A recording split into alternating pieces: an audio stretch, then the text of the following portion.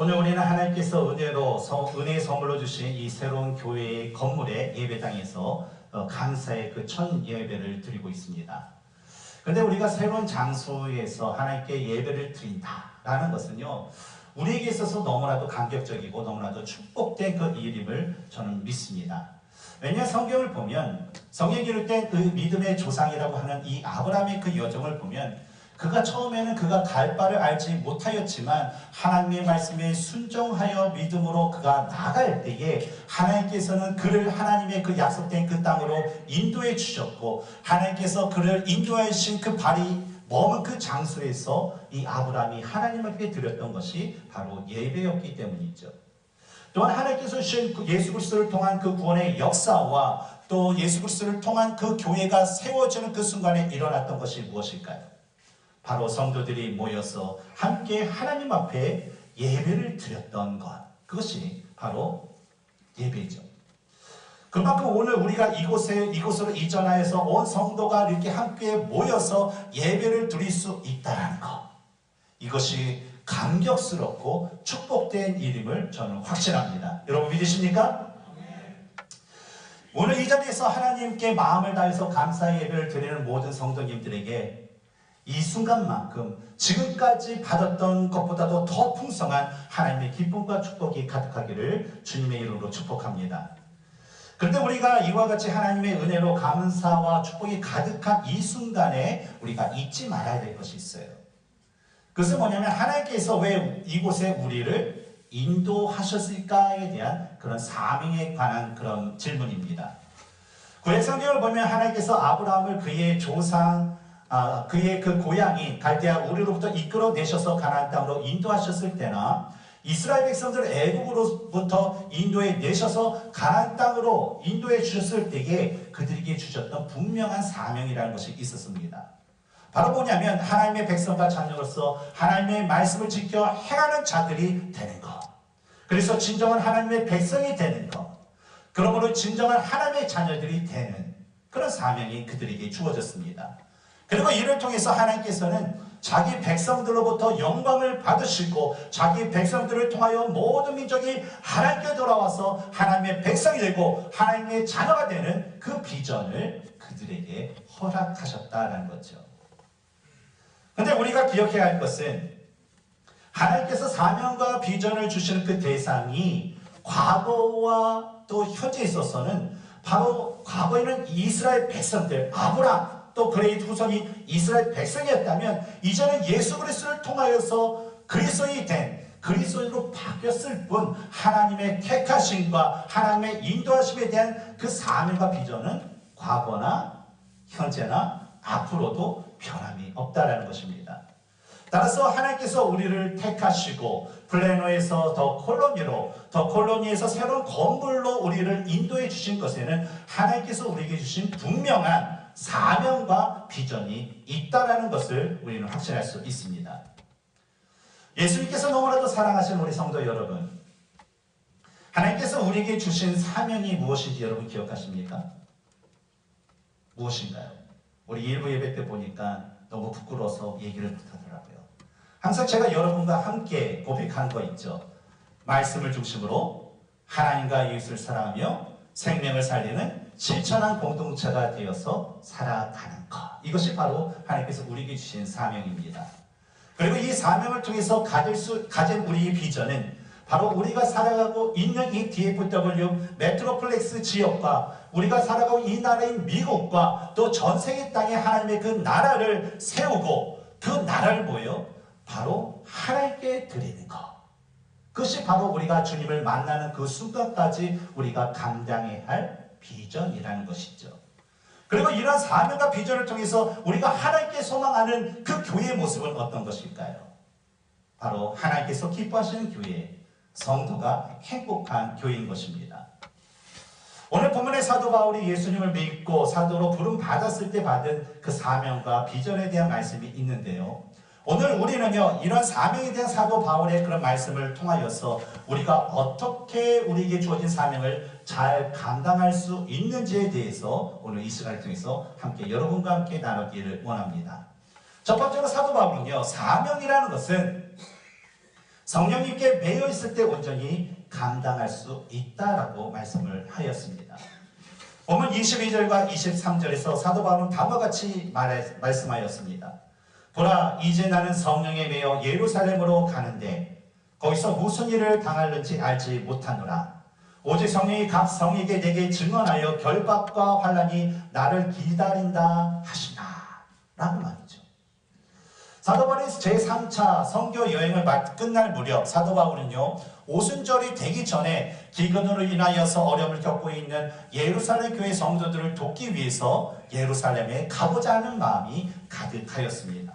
그래서 그 마음을 품었던 그 드로아를 떠나서 이제 예루살렘을 향으로 가는 도중에 가까운 지역에 자신이 지난 3년 동안에 진짜 마음과 정성과 힘과 열정을 다하여 복음의 사역을 감당했던 에베소가 있었음에도 불구하고 그것에 들르지 않고 곧장 아소와 미둘레네와 기고를 거쳐 항구 도시인 밀레도에 도착하게 되었습니다. 그리고 그곳에서 배가 출항 준비를 하는 동안 바울은요, 바로 사람을 밀레도에서 에베소로 보내어서 그 에베소 교회 그 장로들, 즉 원어상으로는 그리스도인의 예배를 관장하는 자들인 오늘날의 그 목회자들을 불러서 그들에게 마지막 고별 설교를 하게 됩니다. 바울은요, 지금까지 그리스도의 그 복음을 위해서 열심히 달려왔듯이 이번에는 바로 그 예루살렘으로 가게 되었던 것이에요. 그런데 예루살렘에서 바울을 기다리고 있었던 것은 무엇일까요?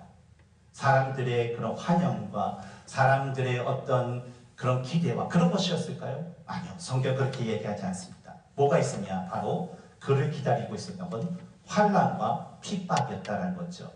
근데 그럼에도 불구하고 사도 바울이 하는 것은 뭐냐면 내가 그럼에도 불구하고 그 핍박과 환난이 있는 그곳에 내가 가겠노라 라고 말씀하고 있다는 거예요.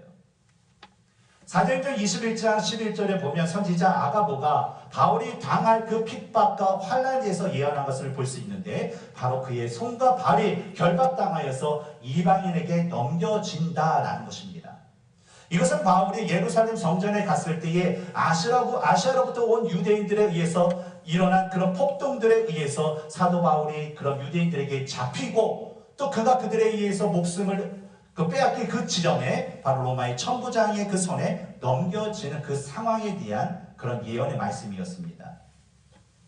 근데 놀라운 것은 이런 핍박과 환난이 확실하게 주어질 것이고 이런 환난과 핍박으로 인해서 목숨을 잃을 수도 있음에도 불구하고 사도 바울은 어때요? 내가 그 길을 가겠노라 라고 말씀했다는 거예요. 근데 우리 한번 생각해 보십시오. 여러분, 우리에게 주어진 그 길이 사람들이 얘기하기에는 거기는 핍박이 있습니다. 박해가 있습니다. 환난이 있습니다. 목숨을 잃을 수도 있습니다. 라고 했을 때에 그럼에도 불구하고 하나님이 우리에게 너희는 그곳에 가라 했을 때 우리는 그곳에 아멘으로 화답할 사람이 얼마나 있을까요? 근데 바울도 똑같았어요. 우리에게 그런 말씀이 주었을 때 우리는 주저할 수밖에 없습니다. 근데 바울도 똑같은 그런 우리와 똑같은 그런 사람이에요. 근데 그럼에도 불구하고 바울은 어떻게 그 환난과 핍박이 있는 그 예루살렘에 가기로 결심하고 그것을 행동으로 옮길 수 있었을까?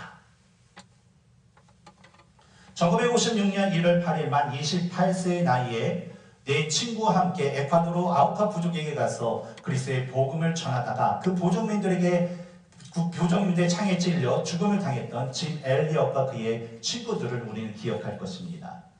근데 그 사건이 있은 후에 놀라운 일이 있었어요.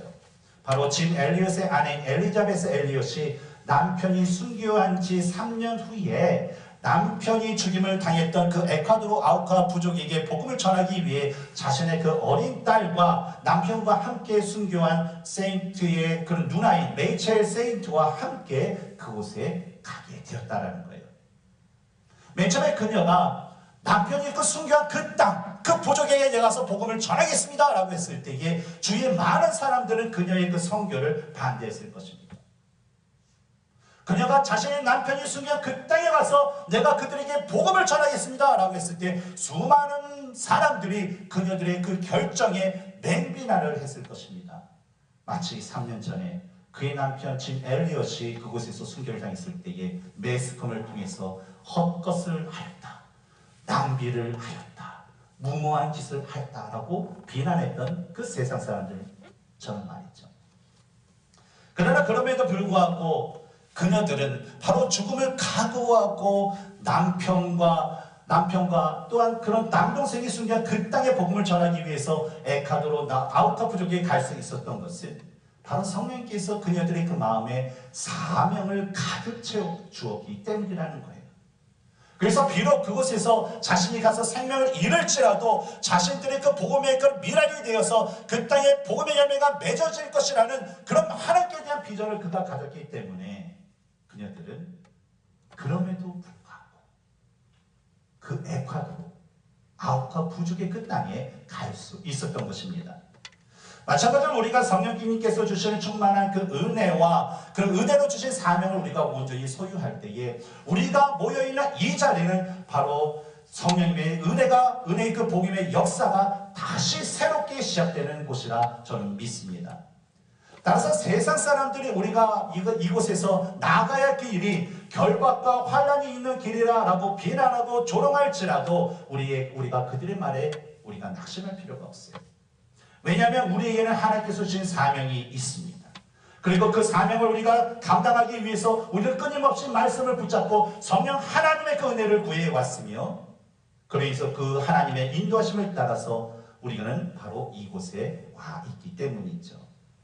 이래서 우리는 하나님께서 우리 라이프교를 통해서 이 땅에 하나님의 그 나라를 더욱더 세우기를 원하시고 이 땅을 하나님께 드릴 수 있는 비전을 더욱더 확실하게 우리가 소망할 수 있는 것입니다.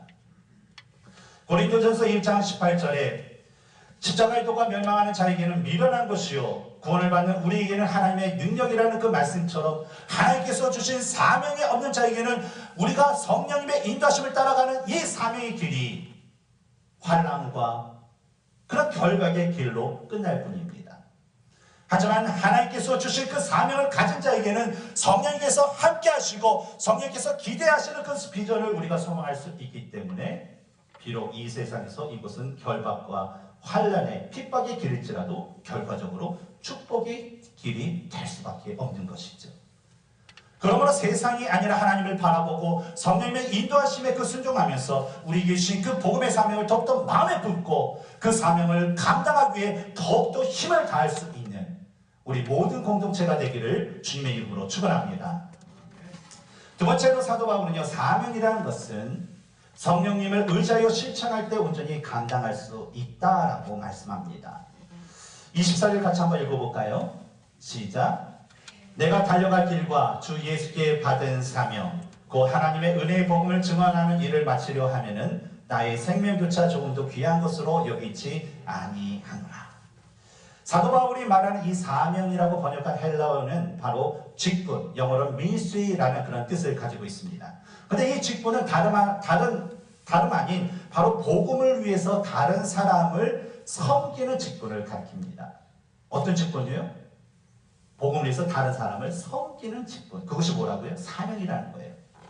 따라서 우리가 사도 바울의 이 말씀을 우리가 함께 나누면서 한번 진지하게 생각해 볼 것은 우리는 하나님께서 주신 사명을 현재 어떻게 감당하고 있을 것인가, 있고 있다라는 것에 대해서 우리가 한번 진지하게 생각해 볼 필요가 있다는 거예요. 사도 바울의 그 고백과 우리의 그런 고백을 간략하게 비교해 보면 먼저 사도 바울은 자신이 받은 사명이 누구로부터 받은 것이라고 해요? 주 예수님으로부터 받았다라고 말하고 있습니다. 그러나 우리에게 주신 하나님의 주신 이 사명, 말씀을 중심으로 하나님과 예수를 사랑하며 생명사를 실천하는 공동체라는 이 사명은 누구로부터 받은 것입니까? 제가 듣기로는 이 교회가 세워질 때에 모든 성도가 함께 하나님께 기도하면서 얻은 그 사명이라 들었습니다. 그러니까 우리에게도 동일한 사도 바울과 같은 동일한 고백이 있다는 거죠. 두 번째로 사도 바울은요, 자신의 사명, 즉 다른 사람을 섬기는 직분을 감당하는 그 방법은 바로 하나님의 은혜의 복음을 증언하는 일이다라고 분명하게 말씀하고 있어요. 근데 여기서 말하는 은혜라는 건 뭡니까? 전혀 받을 자격이 없는 자가 받게 되는 하나님의 그 호의를 얘기하는 거예요. 즉 무엇입니까?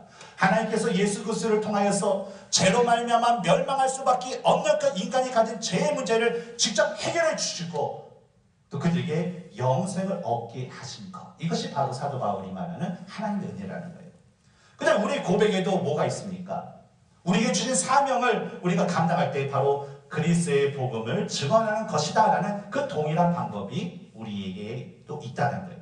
다만 차이가 있다면 바울은 뭐예요? 그 모든 걸 축약해서 고백하고 있다면 우리는 뭐예요? 그것을 좀 풀어서 길게 고백하고 있다라는 이 차이점밖에 없다는 거예요. 여러분, 우리 교회의 그 사명에는 세 가지 핵심 사역이 있습니다. 뭐가 있죠? 로고스, 러브, 라이프. 말씀, 사랑, 생명이에요. 근데 이것을 풀어서 말씀하고 있는 것이 주일마다 함께 여러분과 고백하는 말씀을 중심으로 하나님과 이웃을 사랑하며 생명을 살리는 실천한 공동체라는 이 사명 선언문이라는 것입니다. 그런데 이런 사명 선언문에는 하나님께서 우리에게 주신 그 사명을 감당할 수 있는 아주 중요한 그런 방법이 들어있어요. 그것은 뭐냐면 실천하는 공동체라는 거예요. 뭐예요? 실천해야 된다는 거예요. 우리가 아무리 말씀을 중심으로 너무 좋죠. 하나님과 이웃을 사랑하는 건 너무 좋죠. 생명을 사는 건 너무 좋죠. 그러나 실천을 하지 않으면 이 사명을 우리가 감당할 수 있다 없다? 없다는 거예요. 근데 우리 사명은 뭐예요? 실천하는 공동체. 이 방법까지 있다는 거예요. 첫 번째로 여러분, 말씀을 중심으로 사는 것을 아는 것으로 끝나는 것이 아니라 각 성도 한 사람 한 사람이 매일 성경을 읽고 건강한 신학 안에서 성경 공부를 열심히 하고 예배의 시간에 그 설교를 통해서 하나님께 주시는 그런 음성을 사모하고 또 그 말씀대로 살아가면서 장차 진짜 말씀을 중심으로 살아감으로써 걸어다니는 그런 성경, 워킹 바이블이 우리는 되어야 된다는 거예요. 단순히 말씀을 중심으로 살아가는 것이 옳다라 끝난 것이 아니라 내가 뭐가 되어야 된다고? 바로 걸어다니는 성경이 되어야 된다. 그래서 우리가 간 곳마다 바로 복음을 전하고 뭐예요? 우리를 건드리면 뭐가 나와야 돼요? 하나님의 말씀이 나와야 돼요. 우리가 모이면 뭘 얘기해요? 하나님의 말씀. 그래서 예수님의 말씀을 나와. 이런 사람들이 되어야 된다는 겁니다. 두 번째로 하나님과 이웃을 사랑하는 것도 우리가 머리로 아는 것으로 끝나는 것이 아니라 자신의 시간과 열정과 물질과 마음을 다해서 정해진 교회 예배 시간에 하나님께 진정한 예배를 드리고 자신의 삶이 하나님께서 기뻐하시는 거룩한 산재물이 될 수 있도록 자신의 삶을 통해서 하나님께 영광을 돌리는 삶을 살아가고 또한 도움이 필요한 형제와 자매와 이웃에게 그리스도의 사랑으로 그들을 돌봐주면서 장차 말로만 사랑을 떠드는 자들이 아니라 직접 실천하는 사랑의 성김이 바로 워킹 서버들이 우리는 되어야 된다는 거예요. 세 번째로 생명을 살리는 것이 좋은 것이라고 생각만 하는 것이 아니라 자신이 먼저 구원받은 자로서 말씀에 합당한 삶을 살아가면서 때를 얻든지 못 얻든지 그리스도의 복음을 전하고 자신의 시간과 물질을 헌신하여서 이 지역 그런 전도와 세계 선교의 마음을 다하고 힘을 다해서 참석하며 살면서 장차 하나님이 기뻐하시는 그 인정된 바로 선한 일꾼, 원더풀 워커가 되어야 된 것. 이것이 바로 우리가 가질 수 있는 비전이라는 거죠.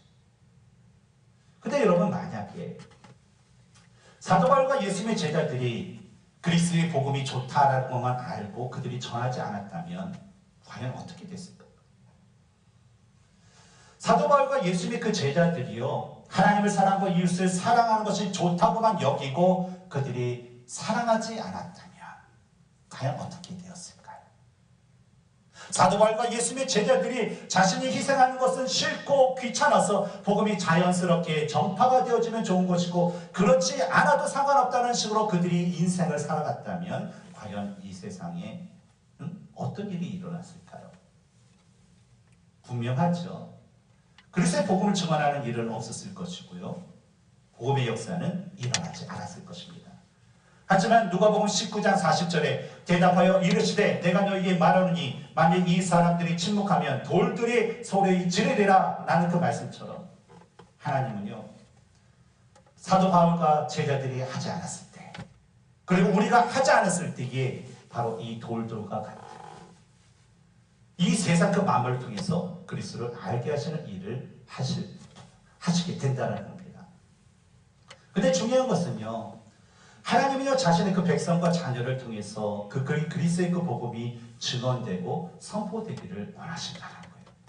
그래서 하나님께서는 우리를 예수님의 그 피값으로 사셔서 우리를 구원해 주시고 우리가 장차 그런 복음의 사명을 다 마치게 되면 하나님께서 우리를 맞이하면서 우리에게 생명의 면류관을 씌워 주시겠다라는 그런 약속까지도 우리에게 허락해 주신 것입니다.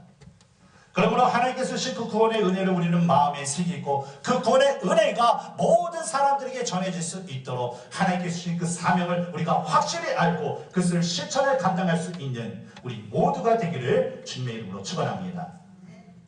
사도 바울은 오늘 보면 24절에서 그가 고백한 것처럼 우리에게도 사도 바울과 같은 달려갈 그 길이라는 것이 있어요. 바로 우리가 예수님을 믿은 후부터 앞으로 주님을 만날 때까지 감당해야 할 그 복음의 증거, 복음을 증거하는 그 길이 우리에게 있습니다. 그러나 여러분, 우리가 이 길을 달려가야 되는데 우리가 이 복음의 길을 위해서 그리스도의 복음을 증거하는 그 길을 달려가는데 그 길을 우리가 집중하지 않고 우리가 딴 길로 빠지게 되면, 딴 짓을 하게 되면 과연 어떤 결과가 일어날까요? 이에 대한 답을 얻을 수 있는 영상이 있는데 이 영상을 통해서 한번 그 답을 찾아보겠습니다.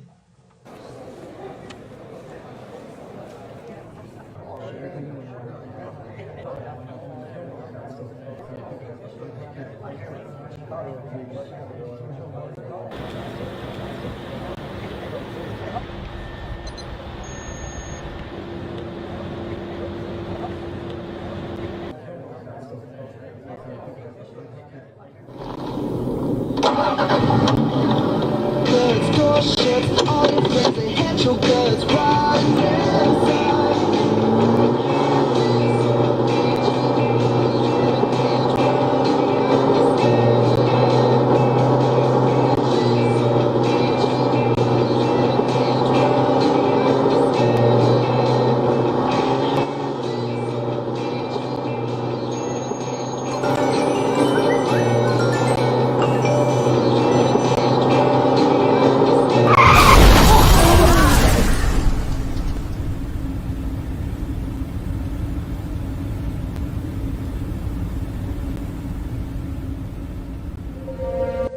여러분, 이 영상을 통해서 혹시 답을 찾으셨나요? 사도 바울은 운동 경기를 임하는 그런 경주자의 그런 비유를 통해서 자신이 달려갈 길이 있다라고 얘기했습니다. 어느 날 우리가 비유를 하다면 우리는 뭐예요? 바로 자동차를 타고 우리가 달려갈 길이 있다는 것이죠. 그러나 우리가 달려갈 길 뭡니까? 그 목적지는 뭐예요? 바로 예수 그리스도입니다. 그런데 우리가 예수 그리스도를 향하여서 우리가 운전대를 잡고 그것에 열심을 달려가야 되는데 우리가 예수 그리스도가 아닌 다른 것으로 인해서 우리의 시선이 뺏기고 우리의 집중이 흐트러질 때 우리는 언제든지 제약에 빠지는 영적인 대형 사고를 당할 수밖에 없습니다. 20년 전에 타임지가 선정한 미국을 움직이는 가장 영향력이 있는 100명 중에 1위로 선정되었던 오프라 윈프리라는 여성 토크 진행자가 있었습니다. 근데 그녀의 그 자서전이 이것이 사명이다라는 그 책을 보면 그녀가 예수님을 믿고 나서 가진 자신의 인생 철학 4가지에 대해서 언급한 것을 볼 수가 있어요. 첫 번째는 남보다 더 가졌다라는 것은 축복이 아니라 사명이다라고 얘기합니다. 왜냐하면 남을 도울 수 있는 형편을 하나님께서 주셨기 때문에 그것이 축복이라는 거예요. 그것을 할 수 있는 그 사명을 감당할 수 있도록 그것을 주셨다라는 거예요. 두 번째로 남보다 아파하는 것이 있다면 그것은 고통이 아니라 사명이다라고 얘기합니다. 왜냐하면 한번 그런 아픔을 겪어본 사람이 그런 아픔을 겪는 사람들을 도와줄 수 있기 때문이라는 거죠. 우리가 아는 것처럼 오프라 윈프리라는 사람의 어린 시절은 뭡니까? 가난하고 부모가 이혼한 그 가정에서 어렵게 자란 그런 사람이었어요. 그러니까 어때요? 나중에 커서 그런 사람을 도와줄 수 있는 사명자가 될 수 있었다는 거죠. 또 세 번째는 남보다 설레는 것이 있다면 그것은 망상이 아니라 사명이다라고 얘기합니다. 왜냐하면 남을 위해서 무엇인가를 열정적으로 할 수 있기 때문이라는 거죠. 네 번째로 남보다 부담이 되는 것이 있다면 그것은 강요가 아니라 사명이다라고 얘기합니다. 왜냐하면 교회에 좀 더 봉사하고 교회에서 직분을 더 감당해야 된다는 그 부담은 바로 하나님께서 주신 사명이기 때문이라는 거예요. 마찬가지로 우리를 구원하시고 우리의 삶을 주관하시는 그 주님의 뜻대로 우리가 살아갈 때에 하나님께서 우리에게 주신 그 모든 것은요 바로 우리에게 주신 복음의 사명을 잘 감당하기 위해서 그 모든 것을 허락하신 줄 믿습니다. 그러므로 우리가 예수님께서 제자들에게 주신 그 복음 전파에 대한 지상명령을 우리에게 주신 지상명령으로 믿고 지금까지 감당한 것처럼 이런 지상 명령을 통해서 세워진 그리스도의 몸된 교회, 이 라이프 교회에 주신 그 사명을 우리 스스로는 자신의 사명으로 믿으며 복음 전파에 힘써 노력해야 될 줄 믿습니다. 그래서 우리가 이런 사명을 감당할 때 장차 우리는 바로 말씀을 중심으로 사는 살아있는 워킹 바이블과 하나님과 예수를 진정으로 사랑하는 워킹 서버와 생명을 살리는 일에 자기 생명조차 귀한 것으로 여기지 않는 하나님의 원더풀한 워커들로 변화되어서 이 땅에서 하나님이 기뻐하시고 성도가 행복한 교회들을 우리가 세워서 이 땅의 모든 교회와 모든 성도와 함께 하나님께 영광 돌리기를 간절히 소망하는 그런 하나님이 기뻐하시는 교회가 될 줄 믿습니다. 사랑하는 성도 여러분, 하나님께서 주신 이 새로운 장소에서 하나님께서 우리를 통하여서 이루실 것을 소망하시기 바랍니다. 우리가 우리에게 주신 그 사명을 가지고 우리가 주님께 대한 그 비전을 갈 때에 하나님은 우리를 통해서 많은 일들을 이루어 주실 줄 믿습니다. 이러한 소망과 이러한 사명과 비전을 가지고 함께 주님의 그 복음을 위해서 나아가는 저와 여러분이 되기를 주님의 이름으로 축원합니다.